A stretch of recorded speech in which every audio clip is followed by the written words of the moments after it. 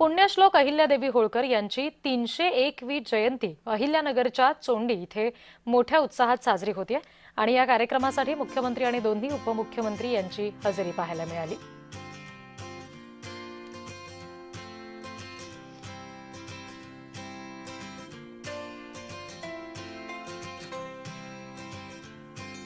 इतिहासात अनेक राजे झाले, अनेक राज्यकर्ते झाले, पण जनतेच्या मनावर आई म्हणून राज्य करणाऱ्या फार कमी व्यक्ती होत्या आणि त्यामध्ये आपल्या अहिल्यादेवी होत्या।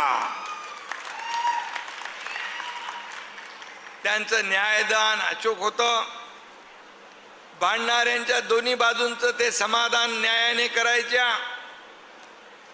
300 वर्षांनंतर देखील देश अहिल्यादेवींना कृतज्ञपणे स्मरण करतोय। अहिल्यादेवीच्या नावानं एक भव्य स्मारक, महिला सक्षमीकरणासाठी आदिशक्ती अभियान आणि त्यांच्यावरील आधारित एक बहुभाषिक चित्रपट तयार करण्याचा निर्णय आपल्या महायुती सरकारच्या मंत्रिमंडळाने घेतलेला आहे। या माध्यमातून त्यांचं कार्य देशभरावर नक्कीच पोहोचलं जाईल याचा मला विश्वास आहे।